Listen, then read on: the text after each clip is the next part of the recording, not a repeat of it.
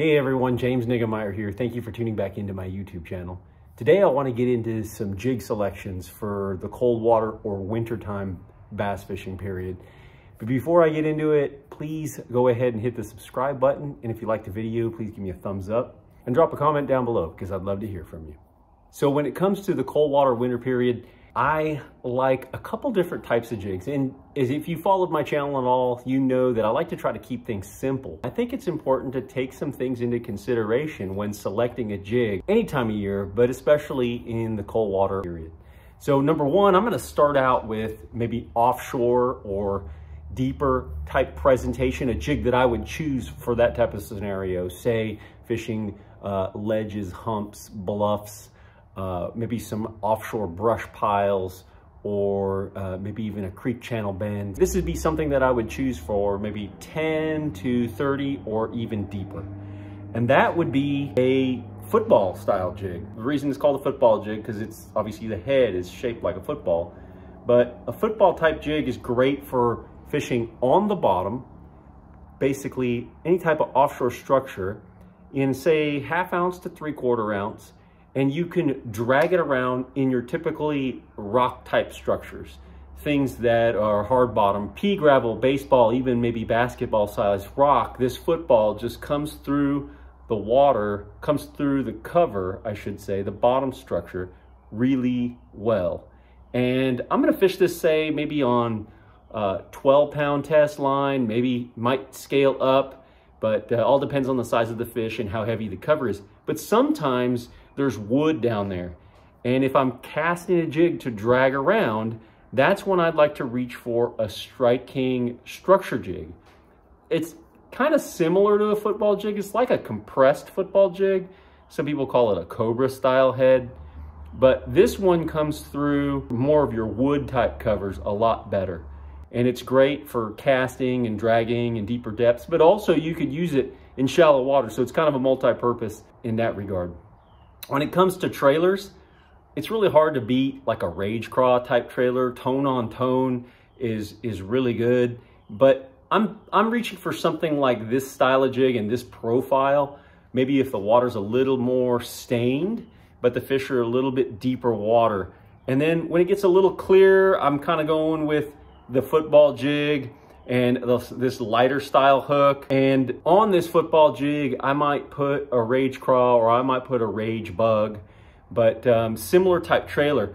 And then if the water even got a little bit more clear, you might trim the top half of the trailer or the skirt and give it what we call kind of an Elvis type collar right there. And that kind of streamlines the profile a little bit more and just kind of gives it a little bit more finesse style look, but you still have the same size head, same size hook, and different things like that for dragging around on that offshore stuff. That would definitely be one of the choices that I would like for, you know, kind of fishing more towards largemouth in your 10 to 30 feet of water, even deeper, on your rock and wood type structures or covers out there in deeper water. The next bait that I would choose is more of a finesse type jig. You know, some guys who use like a ball head. I've used a ball head type jig over the years, but there's several different types that you can use, but just kind of a more of a finesse type.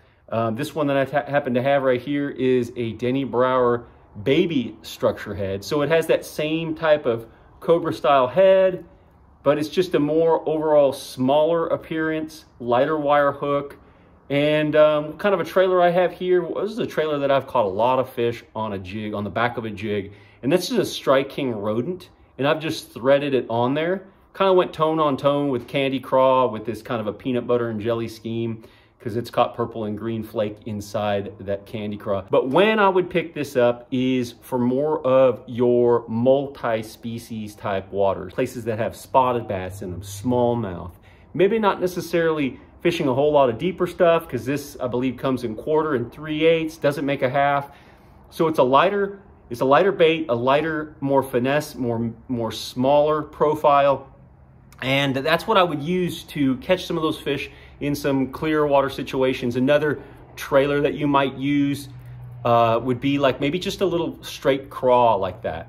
This is actually a Strike King Bitsy craw, and just a little crawfish type profile. As it falls, there's nothing to obstruct it or nothing to catch the water, so it falls pretty quick. Your little finesse type jigs like this can work really well in your colder water, as well for your multi-species if you've got smallmouth, spotted, and largemouth in a particular place. You're gonna fish these guys around rock, around docks, around any kind of wood, points. You can cast it out on points, and little bluff ends, little channel swing banks, pea gravel, those types of places.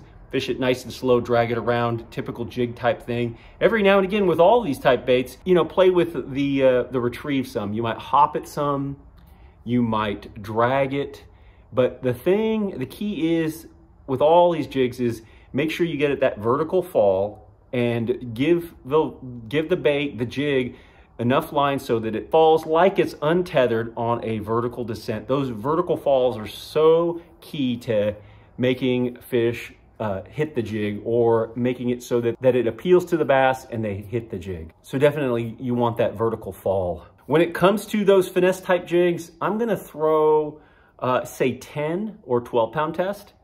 And this is gonna be 7 foot with like a medium to medium heavy action rod. And with this one would be more on your medium heavy, not quite heavy also, but I would go with maybe 14 to 16 pound test gamma fluorocarbon on that. The last jig, kind of a multi-purpose jig. The name might lead you astray, but this is the Tour Grade, Strike King Tour Grade skipping jig that Andy Montgomery designed. I really like this jig because you could do lots with it. It's kind of an all-purpose. It kind of gets pigeonholed into just a skipping jig, but the reality is it's good at a lot of different things. You can cast it, you can skip it, you can even pitch and flip it. It's got a stout enough hook where you could actually, you know, penetrate the fish's mouth quite easily and not flex it too bad with a flipping rod. It works well in a lot of different scenarios. It's a great multi-purpose jig. And the thing that makes it multi-purpose is kind of it's what we would call an Arky style head. This is gonna be more of your shallow fishing, your docks, your wood, riprap type banks, and just fishing, say that 10 feet and less. Another place that's great is following these creek channels in the back of some of these tributaries, some of these little creeks, little feeders, and following that bank, the channel swing, and you might have some stumps, and you might have some different wood and rock features down there, and you're fishing this guy around that type of thing. And the trailer that I've got here is just a jig chunk. That's a KVD chunk, and I like the chunk style trailer. Looks very natural in the water, especially when it's cold. I did a video a while back about how I like to rig that, so you might check that out at how you rig your jig chunks. But there's different ways to fish it. You can put like a rage bug on the back there if you want something that has a little bit of movement but not super over aggressive, and catches a little water and slows the jig as it's falling. So and with all this, basically I'm going with a couple of different colors. I'm going with either dark or light, either like a black and blue or a green pumpkin. I'm trying to keep it, you know, dark or light, if it's darker or dirtier water, I'm gonna go with more of your black and blue or your darker hues. And if it's more on the clear end, I'm gonna go with, you know, your green pumpkins. And also I might go with your peanut butter and jelly if it's even clear. This is called that peanut butter and jelly because it's brown and purple, and more with a watermelon or candy craw type trailer look there. Even maybe a pumpkin. So just even lighter. So just match it to the watercolor that you have. When it comes to this type of jig, I'm fishing it on, say, 16 to 20 pound test. And I might back down to 14, which would work just fine. Generally, I'm gonna go with 16. And look for those channel swing banks that are along those docks, those riprap banks, those fist size to baseball size and even basketball size rocks, and those types of banks that are more steep, have more of a drop off in them. Your overcast days, go with your darker colors, and your brighter days, go with your more naturals. That's basically it, guys. Just a quick kind of once over of the types of jigs that I think will work really well depending upon the types of places you're fishing. Things to take into consideration, to think about when you're choosing a jig to fish in the cold water period. I hope you like this video, and until next time, thanks for watching and good fishing.